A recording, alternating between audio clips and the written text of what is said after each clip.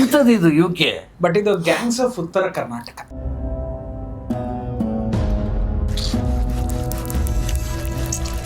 ಈಗ ಯಾರೂ ಇಲ್ವಲ್ಲ ಅಂದಾಗ ಮತ್ತೆ ನನ್ನ ದೇವರಾಗಿ ಸಿಕ್ಕಿದ್ದು ಯಾರು ಅಂದರೆ ರಮೇಶ್ ಅಣ್ಣ.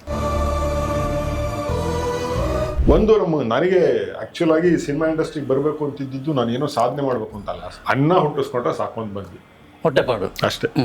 ಅಲ್ಲಿಂದ ಇವತ್ತರೆಗೂ ಬಂದಿದ್ದೀವಿ. ನಿಜವಾಗ್ಲೂ ಬಹಳಷ್ಟು ಜನ ಹೇಳ್ತಾರೆ 35 ವರ್ಷ ನೀವು ಸೇವೆ ಮಾಡ್ಬಿಟ್ಟಿದ್ದೀರ ಅಂತ. ದೇವರನ್ನ ನಾನು ಸೇವೆ ಮಾಡಿಲ್ಲ ಸರ್. ನಾವು ಸೇವೆ ಮಾಡೋದಕ್ಕಿಂತ ಹೆಚ್ಚಾಗಿ ಸಿನಿಮಾ ಇಂಡಸ್ಟ್ರಿ ನಮ್ಮನ್ನು ಸಾಕ್ತಾ ಇದೆ. ಮನೆಗೆ ಬರೋರು, ಊಟ ಮಾಡೋರು, ಸಂಬಂಧಗಳು ತುಂಬ ಚೆನ್ನಾಗಿತ್ತು. ದೇವ್ರು ಅದೇನೋ ನಾವು ಯಾರನ್ನ ಇಷ್ಟಪಡ್ತೀವೋ ಅವ್ರನ್ನ ಹೊಡೆದ್ಬಿಡ್ತಾನೆ ಫಸ್ಟ್.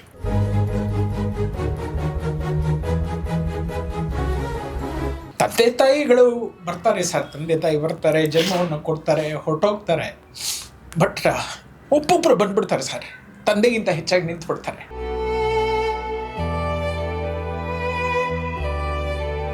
ಒಂದು ಹೊತ್ತಿನ ಊಟಕ್ಕೋಸ್ಕರ ಬಂದ್ವಿ ನಾವು ಅಷ್ಟೇ, ನನಗೆ ನೀನಕ್ಕೂ ಬರಲಿಲ್ಲ ಸರ್.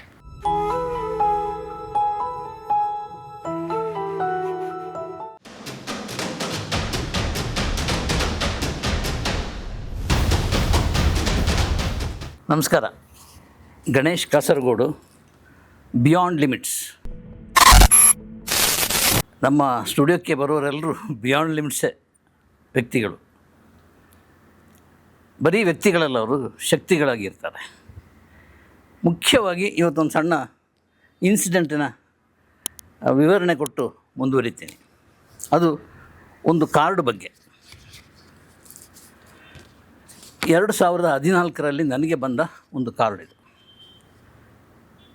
ಇದನ್ನು ಬರೆದವರು ಮಾಸ್ಟರ್ ವಿಠಲ್, ನೃತ್ಯ ನಿರ್ದೇಶಕ ಅಂತ. ಇವರು ಕಲ್ಪನಾಗೆ ಡ್ಯಾನ್ಸ್ ಹೇಳಿಕೊಟ್ಟವರು, ಮೋಹನ್ ಆಳ್ವಾಗೆ ಡ್ಯಾನ್ಸ್ ಹೇಳಿಕೊಟ್ಟವರು, ತುಂಬ ಹಿರಿಯರು. ಅವರು ಮೋಡಿ ಅಕ್ಷರದಲ್ಲಿ ನನಗೊಂದು ಕಾರ್ಡ್ ಬರೆದಿದ್ದಾರೆ. ನನಗೊಂದು ಪ್ರಶಸ್ತಿ ಬಂದಿತ್ತು ಆಗ. ಅದರ ಅಡ್ರೆಸ್ಸು ಗಣೇಶ್ ಕಾಸರಗೋಡು, ಚಲನಚಿತ್ರ ಸಾಹಿತ್ಯ ಪ್ರಶಸ್ತಿ, ಕಾಸರಗೋಡು.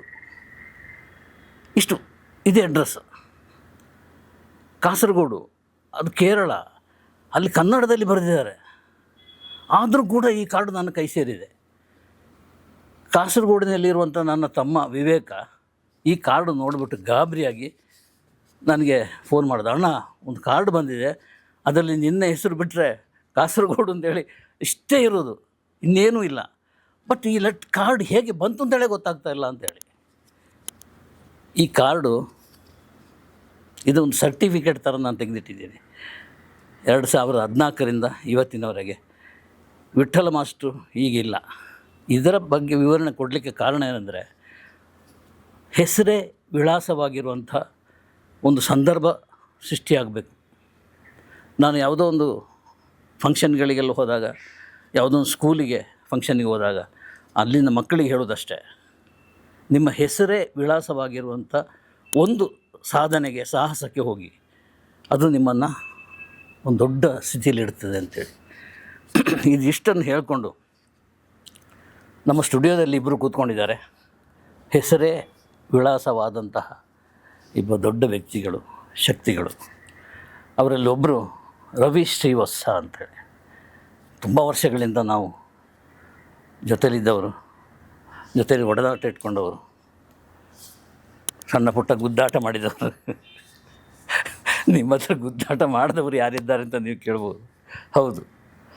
ಬಟ್ ಅದರ ನಂತರದ ಸಂಬಂಧ ಇದೆಯಲ್ಲ, ಅದು ತುಂಬ ಚೆನ್ನಾಗಿರ್ತದೆ.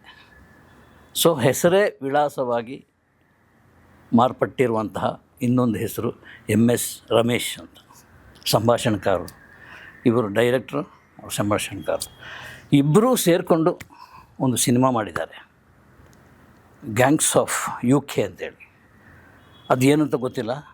ಅದರ UK ಅಂದರೆ ಏನು, ಗ್ಯಾಂಗ್ಸ್ ಆಫ್ ಅಂದರೆ ಏನು, ಅದರ ಡೀಟೇಲೆಲ್ಲ ಹೇಳಲಿಕ್ಕೆ ಅವರೇ ಬಂದಿದ್ದಾರೆ. ಅವರನ್ನು ಇನ್ವೈಟ್ ಮಾಡೋಣ. ಆ ಸಿನಿಮಾ ಇದೇ ಏಪ್ರಿಲ್ 10ಕ್ಕೆ ರಿಲೀಸ್ ಆಗ್ತಾಯಿದೆ. ಇಬ್ಬರು ಶಕ್ತಿವಂತರನ್ನು, ಇಬ್ಬರು ಹೃದಯವಂತರನ್ನು ನಾನು ಇನ್ವೈಟ್ ಮಾಡ್ತೀನಿ. ಸಾರ್ಗಳೇ, ಬನ್ನಿ ನಮ್ಮ ಸ್ಟುಡಿಯೋಕ್ಕೆ. ತುಂಬ ಖುಷಿ ಆಯ್ತು. ನಾವು ನಿಮ್ಮ ಮುಂದೆ ಬೆಳೆದು ಅಲ್ಲ ಸರ್ ಅಂತ ಹೇಳುವಾಗ ಸರ್ಗಳೇ ಇಬ್ಬರು ಇರೋದ್ರಿಂದ. ಇಬ್ಬರು ಸಾರಲ್ಲ ಸರ್, ನಿಮ್ಮ ಮುಂದೆ ಬೆಳೆದು ಬಂದಿರೋರೆ ನಾವು. Thank you. ನೀವು ನೋಡದೇ ಇರೋಂಥದ್ದೇನೇನಿಲ್ಲ, ನಿಮ್ಮ ಮುಂದೆ ಬೆಳೆದು ಬಂದವರು. Thank you.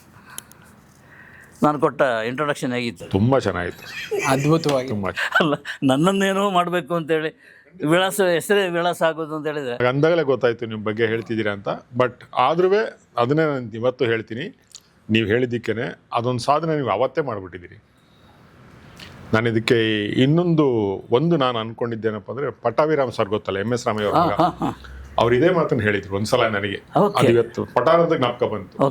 ಅವ್ರು ಒಂದೇ ಹೇಳಿದ್ರು, ಸರ್ MS ರಾಮಯ್ಯ ಅಂತ ಬಂದ್ಬಿಟ್ರೆ ವರ್ಲ್ಡಲ್ಲಿ ಎಲ್ಲಿಂದ ಲೆಟರ್ ಹಾಕೋದು ಎಲ್ಲಿ ಹೊರಗೆ ಸರ್ ಅಂತಂದು, ಇನ್ನೇನು ಬೇಕಾಗಿಲ್ಲ ಸರ್ ಅಂತ.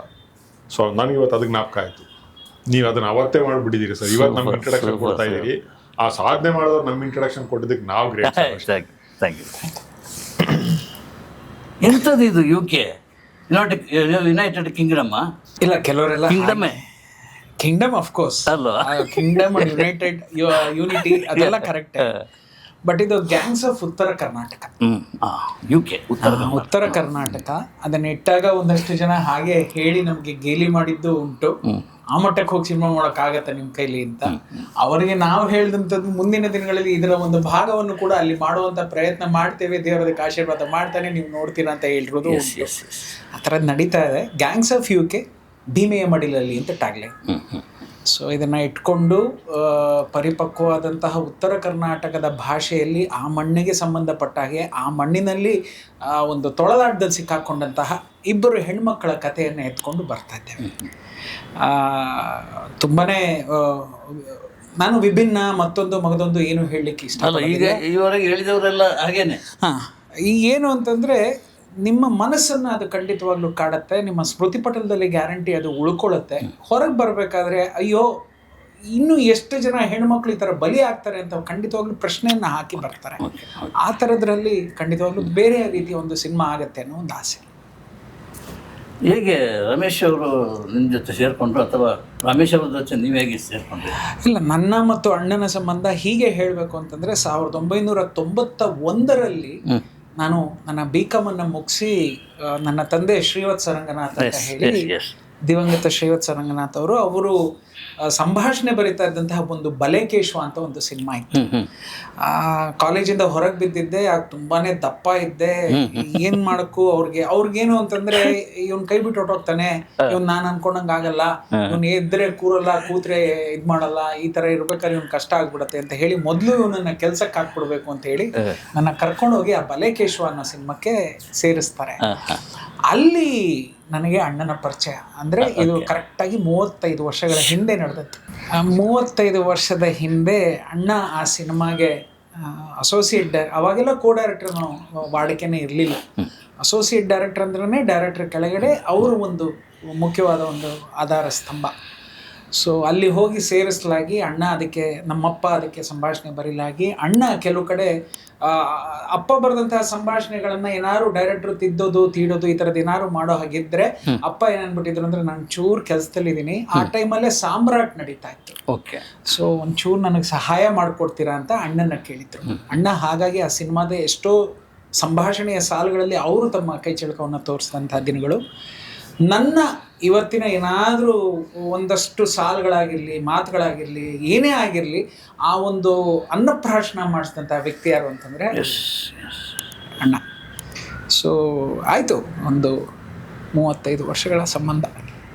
ಹಾಗಾಗಿ ಈ ಸಿನಿಮಾ ಮಾಡಬೇಕಾದ್ರೆ ಕೇಳ್ಕೊಂಡೆ.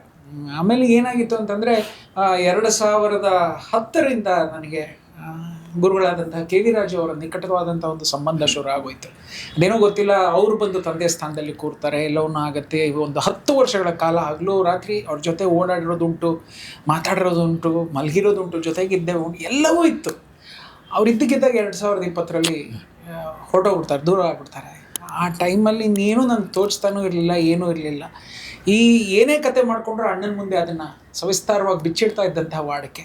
ಈಗ ಯಾರೂ ಇಲ್ವಲ್ಲ ಅಂದಾಗ ಮತ್ತೆ ನನ್ನ ದೇವರಾಗಿ ಸಿಕ್ಕಿದ್ದು ಯಾರು ಅಂದರೆ ರಮೇಶ್ ಅಣ್ಣ. ಸೊ ಅಣ್ಣ ಹಿಂಗೆ ಮಾಡ್ಕೊಂಡಿದ್ದೀನಿ ಅಂತಂದರೆ, ಬಾ ನನ್ನ ಜೊತೆಗೆ ನಿಂತ್ಕೋತೀನಿ, ನಡಿ ಹೋಗೋಣ, ಎಲ್ಲಿವರೆಗೂ ಆಗುತ್ತೋ ಅಲ್ಲಿಗೆ ಹೋಗೋಣ ಅಂಥೇಳಿ ಯಾವತ್ತೋ 2023ರ ನವಂಬರಲ್ಲಿ ಅವ್ರು ಕೊಟ್ಟಂಥ ಒಂದು ಮಾತು ಇವತ್ತು 2026 ಏಪ್ರಿಲ್ ಬಂದರೂ ಕೂಡ ನನ್ನ ಹಿಂದೆ ದೇವರಾಗಿ ನಿಂತಿದ್ದಾರೆ. ರವಿ ಶ್ರೀನಿವಾಸ್ ಅವರ ಆಡಿಯೋ ವಿಡಿಯೋ ಅದು ಯಾವುದಾದ್ರು ನೋಡ್ತೀನಿ, ಅದರಲ್ಲಿ ಪ್ರತಿಯೊಂದರಲ್ಲಿ ಅಣ್ಣ ಅಣ್ಣ ಅಣ್ಣ ಅಂತ ಹೇಳ್ತಾರೆ. ನನಗೆ ಆಶ್ಚರ್ಯ, ಇಷ್ಟೊಂದು ಪ್ರೀತಿ ಹಂಗೆ ಪಡ್ಕೊತೀವಿ. ಇಲ್ಲ ಸರ್, ತುಂಬ ಕಷ್ಟ ಸಿನಿಮಾದಲ್ಲಿ. ಇಲ್ಲ, ಒಂದೇನಂದರೆ ನಾವು ಪಡ್ಕೊಳ್ಳೋದಲ್ಲ ಸರ್, ಅಂದರೆ ಅದು ಅವರು ಆ ಕಡೆಯಿಂದನೇ ಬರಬೇಕು. ಹಾಂ, ಸೊ ಆ ಕಡೆಯಿಂದ ಖಂಡಿತ ಇದೆ ಅದು ಎರಡು ಕಡೆಯಿಂದ ಇದ್ರೇನೆ ಸಾಧ್ಯ. ಒಬ್ಬನೇ ನಡ್ಕೊಂಬರೋದಕ್ಕೆ ಆ ಕಡೆ ಈ ಕಡೆ ಆಗಲ್ಲ, ಇಬ್ಬರೂ ಸೇರಿದ್ರೆ. ಸೊ ಅರ್ಧ ನಂದಾಗಿರ್ಬೋದು, ಅರ್ಧ ಅವ್ರ ಮನಸ್ಸಲ್ಲಿರೋ ಗೌರವ ಇರ್ಬೋದು, ಪ್ರೀತಿ ಇರ್ಬೋದು. ಹಾಗಾಗಿ ಅದಿದೆ. ಅವತ್ತು ನಾನು 91ರಲ್ಲಿ ಏನಪ್ಪ ಅಂತಂದರೆ, ಏನು ಹಸಿವು ಇವ್ರ ತಂದೆಗೆ ಇವ್ರ ಬಗ್ಗೆ ಇತ್ತು, ಅದೇ ಥರದ ನೋವು ಹಸಿವು ಎಲ್ಲವೂ ನನಗೂ ಇತ್ತಿದ್ದೆ. Flash back. ಸೊ ಒಟ್ಟಿಗೆ ಕನೆಕ್ಟ್ ಆದ ಪರಿಸ್ಥಿತಿ ಅದೇ. ಸೊ ಹಾಗಾಗಿ ಅಲ್ಲಿಂದ ನಡ್ಕೊಂಬಂದ್ವಿ. ನಾವು ಭಾಳಷ್ಟು ದಿವಸ ಕೆಲಸ ಮಾಡಿದ್ವಿ, ಬೇರೆ ಬೇರೆ ಟೈಮಲ್ಲೆಲ್ಲ ಕೆಲಸ ಮಾಡ್ಕೊಂಬಂದ್ವಿ. ಮಧ್ಯೆ ನಾನು ಸಂಭಾಷಣೆಕಾರ, ಸಹ ನಿರ್ದೇಶಕನಾಗಿ ಕೆ ವಿ ರಾಜು ಸರ್ ಹತ್ರ ಬೆಳೀತಾ ಬಂದಾಗ ಅಲ್ಲೊಂದು ಸ್ಕೂಲಿಗೆ ನಾವು ಫಿಕ್ಸ್ ಆದ್ವಿ. ರವಿ ಅಲ್ಲಿಂದ ಬೆಳೀತಾ ಅಲ್ಲಿ ನಾಗಣ್ಣ ಸಾರು, ವಿಷ್ಣು ಸಾರು, ಆ ಸರ್ಕಲಲ್ಲಿ ಅವರು ಬೆಳೀತಾ ಹೋದ್ರು. ಒಂದು ಕಡೆ ಅವರು ಬೆಳೀತಾ ಬಂದು ನಾವು ಈ ಕಡೆ ಬಂದ್ವಿ. ಸೊ ಹಾಗಾಗಿ ಏನಾಯಿತು ಅಂತಂದರೆ, ನನಗೆ ಒಂದು ಕೆ ವಿ ರಾಜು ಸ್ಕೂಲು ತುಂಬ ಸ್ಟ್ರಾಂಗಾಗಿ ಬಿಲ್ಡ್ ಆಗ್ತಾ ಬಂತು. ನನಗೆ ಆ್ಯಕ್ಚುಲಾಗಿ ಸಿನಿಮಾ ಇಂಡಸ್ಟ್ರಿಗೆ ಬರಬೇಕು ಅಂತಿದ್ದು, ನಾನು ಏನೋ ಸಾಧನೆ ಮಾಡಬೇಕು ಅಂತಲ್ಲ, ತುಂಬ ಫ್ರಾಂಕಾಗಿ ಹೇಳಬೇಕು ಅಂತಂದರೆ ಕೆಲಸ ಇರಲಿಲ್ಲ ನನಗೆ. ಇವನು ಹೇಳಿದಂಗೆ ನಮ್ಮನೆ ಪರಿಸ್ಥಿತಿ ಬೇರೆ ಥರ ಇತ್ತು. ಅನ್ನ ಹುಟ್ಟಿಸ್ಕೊಂಡ್ರೆ ಸಾಕೊಂಡ್ ಬಂದ್ವಿ, ಹೊಟ್ಟೆಪಾಡು ಅಷ್ಟೇ. ಅಲ್ಲಿಂದ ಇವತ್ತರೆಗೂ ಬಂದಿದ್ದೀವಿ. ನಿಜವಾಗ್ಲೂ ಭಾಳಷ್ಟು ಜನ ಹೇಳ್ತಾರೆ 35 ವರ್ಷ ನೀವು ಸೇವೆ ಮಾಡಿಬಿಟ್ಟಿದ್ದೀರಿ ಅಂತ. ದೇವರನ್ನ ನಾನು ಸೇವೆ ಮಾಡಿಲ್ಲ ಸರ್. ನಾನು ತುಂಬ ಫ್ರಾಂಕಾಗಿ ಹೇಳ್ತೀನಿ, ನಮ್ಮ ಅನ್ನನ ಹುಟ್ಟಿಸ್ಕೊಳ್ಳೋಕೆ ನಾವು ಇಲ್ಲಿ ಬಂದಿದ್ದೀವಿ, ನಾವು ಕೆಲಸ ಮಾಡಿದ್ದೀವಿ. ಸೊ ಎಲ್ಲವೂ ಸಿನಿಮಾ ಇಂಡಸ್ಟ್ರಿ ಕೆಲಸ ಸಿಕ್ಕಿದೆ, ಕೊಟ್ಟಿದೆ, ನ್ಯಾಯಯುತವಾಗಿ ಮಾಡಿ ಇವತ್ತು ಕೊಡ್ತಾ ಇದೆ ಕೆಲಸನ. ಸೊ ನಾವು ಸೇವೆ ಮಾಡೋದಕ್ಕಿಂತ ಹೆಚ್ಚಾಗಿ ಸಿನಿಮಾ ಇಂಡಸ್ಟ್ರಿ ನಮ್ಮನ್ನು ಸಾಕ್ತಾ ಇದೆ. ಅದಕ್ಕೆ ನಾನು ಗೌರವಯುತವಾಗಿ ನಮಸ್ಕಾರ ಮಾಡೋಕ್ಕೆ ಇಷ್ಟಪಡ್ತೀನಿ. ಸೊ ಅವತ್ತಿಂದ ಇವತ್ತಿಗೂ ಸಂಬಂಧ ನಮ್ಮಿಬ್ಬರದು ಶುರು ಆಯಿತು. ಬೇರೆ ಬೇರೆ ಹಂತದಲ್ಲೆಲ್ಲ ಶುರು ಮಾಡ್ತಾ ಬಂದು ಆಫ್ಟರ್ ಲಾಂಗ್ ಟೈಮ್ ನಮ್ಮ ಗುರುಗಳು ಹೋಗಾದ್ಮೇಲೆ ಒಂದು ದಿವಸ ಏನು ಅಣ್ಣ, ಯಾವುದೋ ಒಂದು ಫಸ್ಟ್ ನಾವು ಒಂದು ಡಿಸ್ಕಷನ್ಗೆ ಏನು ಕೂತೀವಿ, ಒಂದು ಕಥೆನ, ಅದು ಸಿನಿಮಾ ಆಗಿಲ್ಲ, ಆಗಬೇಕಾಗಿದೆ, ಅದ್ರ ಕಂಟಿನ್ಯೂಯೇಷನ್ ಒಂದು ಕತೆ ಮಾಡ್ಕೊಂಡಿದ್ದೀನಿ ಅಣ್ಣ, ಕೇಳ್ತೀರಾ ನೀವು? ಸರಿಯಪ್ಪ ಕೇಳೋಣ ಅಂತ ಕೇಳಿದ್ವಿ. ಕೇಳಿದ ತಕ್ಷಣ ತುಂಬ ಸ್ಟ್ರೈಕ್ ಆಯ್ತು ಸರ್ ನನಗೆ. ಈಗ ಇವನು ಹೇಳಿದ್ನಲ್ಲ 2 ಹೆಣ್ಣಿನ ಪಾತ್ರ, ಹೌದು, ಇದರಲ್ಲಿ ಸುಮಾರು 56 ಕ್ಯಾರೆಕ್ಟರ್ಗಳಿದ್ದಾವೆ. ಇದರಲ್ಲಿ 55ರಿಂದ 56 ಕ್ಯಾರೆಕ್ಟರ್. ಒಂದು ಮಹಾಭಾರತ ಅಂತ ಅನ್ಕೊಳ್ಳಿ. ಮಹಾಭಾರತದಲ್ಲಿ ನಿಮಗೆ ಹೆಣ್ಣು ಮಕ್ಳು ಇಬ್ಬರು ಯಾರು ಕಾಣಿಸೋದು ಅಂತಂದ್ರೆ, ನನಗೆ ಗೊತ್ತಿರೋ ಕಾಣಿಸೋದು ಒಂದು ಕುಂತಿ, ಒಂದು ದ್ರೌಪದಿ. ಇವರಿಬ್ರು ಮೇಜರ್ ಆಗಿ ಕಾಣಿಸೋದು. ಆ ಥರದ ಕ್ಯಾರೆಕ್ಟರ್ಗಳು ಈ ಸಿನಿಮಾದಲ್ಲಿ ಕಾಣಿಸಿದ್ ನನಗೆ. ಇದೆ 56 ಕ್ಯಾರೆಕ್ಟರ್ ಇದೆ, ಬಟ್ ಅಷ್ಟು ಕ್ಯಾರೆಕ್ಟರ್ಗಳು ಸುತ್ತಾಡೋದು ಎಲ್ಲಿಪ್ಪ ಅಂದ್ರೆ, ಇವೆರಡು ಕ್ಯಾರೆಕ್ಟರ್ ಮಧ್ಯಾಹ್ನ, ಇವೆರಡು ಕ್ಯಾರೆಕ್ಟರ್ಗೋಸ್ಕರನೇ, ಎರಡು ಕ್ಯಾರೆಕ್ಟರ್ಗಳು ಗುರಿಗಳಿಗೋಸ್ಕರ. ಸೊ ಅಲ್ಲಿ ನಂಗೆ ತುಂಬ ಸ್ಟ್ರೈಕ್ ಆಗಿದ್ದೇನಪ್ಪ ಅಂದರೆ, ಇಲ್ಲೆಲ್ಲೋ ನಡೀತಾ ಇರೋಂಥದ್ದು ತುಂಬ ಬರೀ ಹೊಡೆದಾಟ, ಒಂದು ಫೈಟು, ಈ ಥರದ್ದಲ್ಲ, ಒಂದು ಎಮೋಷನ್ ಸುತ್ತಾ ಇದೆ. ಆಮೇಲೆ ಎಲ್ಲದಕ್ಕಿಂತ ತುಂಬ ಇಷ್ಟ ಆಗಿದ್ದು ನನಗೆ ಏನಪ್ಪ ಅಂದರೆ, ಒಂದು ರೆಗ್ಯುಲರ್ ಫಾರ್ಮ್ಯಾಟಲ್ಲಿ ಇಲ್ಲ ಇದು. ಅಂದರೆ ಇವನು ಹೇಳ್ದಂಗೆ ವಿಭಿನ್ನ ಅಂತ ನಾವು ಹೇಳಲ್ಲ, ಒಂದು ರೆಗ್ಯುಲರ್ ಫಾರ್ಮ್ಯಾಟಲ್ಲಿ ಇಲ್ಲ ಈ. ಅಂದರೆ ಸ್ಕ್ರೀನ್ ಪ್ಲೇ, ಈಗ ನಾವು ಫಾರ್ ಎಕ್ಸಾಂಪಲ್ ನಿಮಗೆ ಗೊತ್ತಿರೋಂಥ, ನೀವು ನಮಗಿನ ಸೀನಿಯರ್ ನೋಡಿದ್ದೀರಿ, ಒಂದು ಹೀರೋಯಿನ್ನು, ಒಂದು ಸಪೋರ್ಟಿಂಗ್ ಕ್ಯಾರೆಕ್ಟರ್ಗಳು, ವಿಲನ್ನು, ಒಂದು ಫೈನಲ್ ನಾವೆಲ್ಟಿ ಪಾಯಿಂಟ್ ಏನಪ್ಪ ಅಂದರೆ, ಹೀರೋ ಹೊಡೆದಾಡಿ ಪ್ರೀತಿ ಗೀತಿ ಮಾಡ್ಕೊಂಬಂದು ವಿಲನ್ನ ಸಾಯಿಸ್ತಾರೆ. ಇದು ಆ ಥರದ್ದಿಲ್ಲ ಇದು. ಸೊ ಒಂದು ಚೈನ್ ಲಿಂಕ್ಗಳ ಥರ ಕ್ಯಾರೆಕ್ಟರ್ಗಳು ಬರ್ತಾ ಹೋಗುತ್ತೆ, ಹೆಣಿತಾ ಹೋಗುತ್ತೆ. ಒಂದು ರಿಲೇ ರೇಸ್ ಥರ ಈ ಕ್ಯಾರೆಕ್ಟರ್ ಬಂದಿದ್ದು ಅದು ಕೊಟ್ಟರೆ ಅದು ಓಡ್ತಾ ಇರುತ್ತೆ, ಇದು ಹೋಗ್ಬಿಟ್ಟಿರುತ್ತೆ ಕ್ಯಾರೆಕ್ಟರ್. ಯಾಕೆ ಹೋಯ್ತು, ಹೆಂಗೆ ಹೋಯ್ತು ಅನ್ನೋ ಒಂದು ಚಿಕ್ಕ ಇಂಟ್ರೆಸ್ಟ್ ಶುರು ಆಗ್ತಾ ಹೋಗುತ್ತೆ. ಅದು ನಂಗೆ ತುಂಬ ಇಷ್ಟ ಆಯಿತು. ಒಂದು ರೆಗ್ಯುಲರ್ ಫಾರ್ಮ್ಯಾಟಲ್ಲಿ ಇಲ್ಲ. ಆಮೇಲೆ ತುಂಬ ನನಗೆ ಇನ್ನೊಂದು ಅನಿಸಿದ್ದೇನಪ್ಪ ಅಂದರೆ, ಮಾಡಬೇಕು ಅನಿಸಿದ್ದೇನಪ್ಪ ಅಂದರೆ, ಈ ಥರದ ಪ್ರಯತ್ನಗಳು ಬೇರೆ ಬೇರೆ ಭಾಷೆಗಳಲ್ಲಿ ಬಂದಿದ್ದಾವೆ. ಆ ಬಂದಾಗೆಲ್ಲ ನಮ್ಮಲ್ಲಿ ಕೂಗಿದ್ದು ಒಂದೇ, ನಮ್ಮಲ್ಲಿ ಯಾರೂ ಟ್ರೈ ಮಾಡ್ತಿಲ್ಲ, ನಮ್ಮಲ್ಲಿ ಯಾಕೆ ಯಾರು ಮಾಡಲ್ಲ, ರೆಗ್ಯುಲರ್ ಅದನ್ನೇ ಹೇಳ್ತಾರೆ. ನಾನು ಹೇಳಿದೆ, ಇದೊಂದು ಬಂದಿದೆ ಅಲ್ವಾ, ಇದನ್ನು ಮಾಡ್ಬೇಕು ನಾವು ಅಂತಾನೆ ಅಂದೆ ನಾನು. ಆಗ ಅವ್ನು ಹೇಳಿದ್ದೇನಪ್ಪ, ಮಾಡೋಣ, ಖಂಡಿತ ಮಾಡೋಣ, ಬಟ್ ಒಂದು ನನ್ನ ಹತ್ರ ಫೈನಾನ್ಷಿಯಲ್ ಏನೂ ಇಲ್ಲ. ತುಂಬ ಫ್ರಾಂಕ್ ಆಗಿ ಹೇಳಿದ್ರು, ಅದು ನಮ್ಗೆ ಹೇಳಿದ್ರು ಸರ್, ತುಂಬ ಫೈನಾನ್ಷಿಯಲ್ ನಾನು ತುಂಬ ಏನಿಲ್ಲ, ಸ್ಟ್ರಾಂಗ್ ಆಗಿಲ್ಲ ಅಂತ.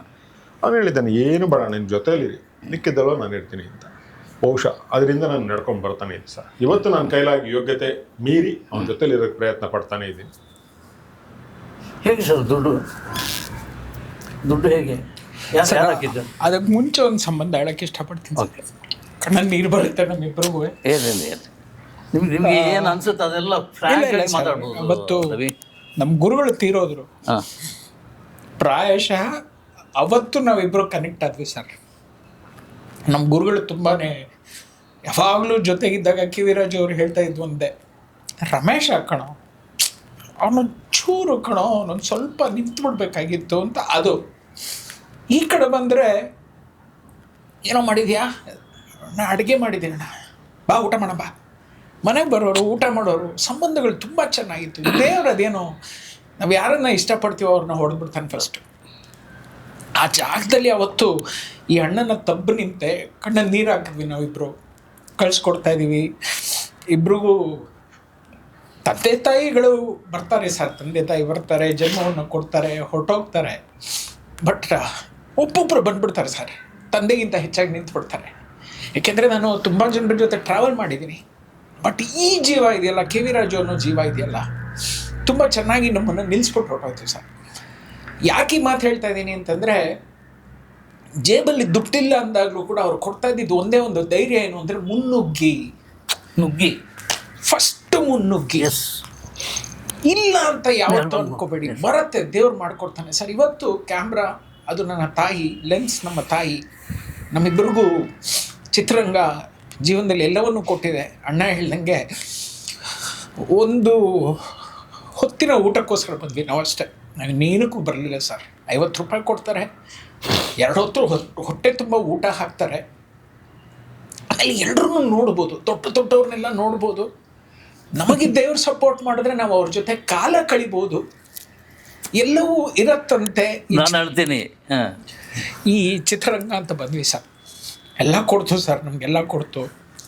ಆಮೇಲೆ ಯಾವಾಗ ನನ್ನ ಅಣ್ಣ ಮಾತು ಹೇಳ್ತಾ ಇದ್ರು ಗೊತ್ತಾ, ನುಗ್ಗಿ, ನಿಮ್ಮಲ್ಲಿ ನಿಯತ್ತಿರಬೇಕು, ನಿಮ್ಮಲ್ಲಿ ಮಾಡ್ತೀನಿ ಅನ್ನೋ ಛಾತಿ ಇರಬೇಕು, ಏನೇ ಆಗಲಿ ಬಂದು ಗೆಲ್ತೀವಿ ಅನ್ನೋ ಆ ಒಂದು ಛಲ ಇರಬೇಕು ಅಂತ ಹೇಳ್ತಾ ಇದ್ರಲ್ಲ. ಆವಾಗ ನಾನು ಅಣ್ಣ ಇಬ್ಬರು ಕಥೆಯನ್ನು ಫಸ್ಟ್ ಮಾತಾಡ್ಕೊಂಡ್ವಿ. ನಂಗೆ ಯಾವಾಗಲೂ ಅಷ್ಟೇ, ಫಸ್ಟು ಕತೆ ಇಂಪ್ರೆಸ್ ಆಗ್ಬಿಡ್ಬೇಕು. ಕತೆ ಇಂಪ್ರೆಸ್ ಆಗ್ಬಿಟ್ರೆ ಏನು ಬೇಕಾದ್ರೂ ಜೀವ ಆದರೂ ಕೊಟ್ಬಿಡ್ಬೋದು ಅದಕ್ಕೆ. ಅಣ್ಣ ಅಂತಂದೆ, ಚೆನ್ನಾಗಿದೆ, ಅವರು ಇವತ್ತವರೆಗೂ ಚೆನ್ನಾಗಿ. ನನ್ನ ಗುರುಗಳು ಏನೋ ಅನ್ನೋರು, ಈ ಜೀವ ಯಾವತ್ತು ಏನ್ಮ ಅಂತಾರೆ, ಅದು ಬಿಟ್ಟರೆ ಇನ್ನು ಏನೂ ಅನ್ನಲ್ಲ. ಅಣ್ಣ ಅಂತಂದೆ, ಚೆನ್ನಾಗಿದೆ ಮಾ, ಅದು ಸರ್. ಅಂದರೆ ರಕ್ತಗತವಾಗಿ ಬರುತ್ತೆ ಅಂತ ಹೇಳ್ತಾರೆ, ಆದರೆ ಇಲ್ಲಿ ಒಬ್ರನ್ನೊಬ್ರು ಅವರು ರಕ್ತ ಹಂಚ್ಕೊಂಡು ಹುಟ್ಟಲಿಲ್ಲ, ಆದರೆ ಎಲ್ಲವೂ ಅದೇ ತದ್ರೂಪು. ಇದು ಆ ಜೀವ, KVR ಜೀವಕ್ಕೆ ಇದು ತದ್ರೂಪ, ಫ್ಲಿಪ್ ಆಫ್ ಎ ಕಾಯಿನ್ ಅಂತಾರಲ್ಲ. ನಾವು ಏನೋ ಒಂದು ಅಂದ್ಕೊಂಡು ನಾವು ಟೆಕ್ನಿಷಿಯನ್ಸ್ ಆಗಿ ಇಷ್ಟರಲ್ಲಿ ಮುಗಿಸ್ಕೊಂಬರೋಣ, ಪ್ರೂವ್ ಮಾಡೋಣ ಅಂತ ಹೋದಂತಹ ಒಂದು ಸಿನಿಮಾ 6 ತಿಂಗಳು ಅಂತ ನಾವೇನು ಅಂದ್ಕೊಂಡ್ವಿ, ಇವತ್ತು ನಾಳೆ ಏಪ್ರಿಲ್ 18ಕ್ಕೆ 2 ವರ್ಷ ಆಗುತ್ತೆ. ಪ್ರೀತಿಯಿಂದ ಬಂದು ಎಲ್ಲರೂ ಸಾಮ್ರಾಜ್ಯನ ಕಟ್ಟಿದ್ರಲ್ಲ, ಆದರೆ ಅವ್ರ ಆಶೀರ್ವಾದ ಅಂತಲೇ ನಾವು ನೆನೆಸ್ಕೊಂಡು ಹೋಗಿದ್ವಿ. ಇವತ್ತು ತುಂಬ ನಮಗೆ ಮೋಸ ಆಗ್ತಾ ಇರೋದು ಏನು ಅಂದರೆ, ಚಿತ್ರರಂಗದಲ್ಲಿ ಒಬ್ಬನಿಗೆ 10 ಜನ ಬರ್ತಾರೆ ಹಿಂದೆ. ಏನು ಅಂದರೆ ಕೂಗು ಟ್ರಾವೆಲ್ ಆಗೋಕ್ಕೋಸ್ಕರ ಇವರಿಷ್ಟು ಜನ ಸಾಲದ್ದಕ್ಕೆ. ನಿಜ ಹೇಳ್ತೀನಿ, ಎಲ್ರಿಗೂ ಮೌತ್ ಪೀಸಸ್ಗಳು ಕೊಡಲಾಗಿದೆ, ವಾಕಿ ಟಾಕೀಸ್ ಕೊಡಲಾಗಿದೆ. ಇದೊಂದು ವಾಕಿ ಟಾಕಿ ಬೆಲೆ ಬಂದು ಇವತ್ತು 650 ರೂಪಾಯಿ ಅಣ್ಣ, ಮಿನಿಮಮ್. ಅದು ಇವತ್ತು 10 ಪೀಸ್ ಇರುತ್ತೆ, 6,500 ರೂಪಾಯಿ. ಅದು ಪ್ರೊಡ್ಯೂಸರ್ ಎದೆ ಮೇಲೆ ಎಳಿತಾರಂತ ಬರೆ. ನಾವೇನು ಮಾಡೋದಲ್ಲ, ಸಿನಿಮಾ ತನಗೇನು ಬೇಕೋ ಅದನ್ನು ಅದೇ ಆರಿಸ್ಕೊಳುತ್ತೆ. ಈ ಸಂಬಂಧ ಅಷ್ಟೇ, ನಮ್ಗೆ ಇನ್ನೇನಿಲ್ಲ. ಕೊಂಚ ಈ ಕಾಲು ಸ್ವಲ್ಪ ಆಗಲ್ಲ.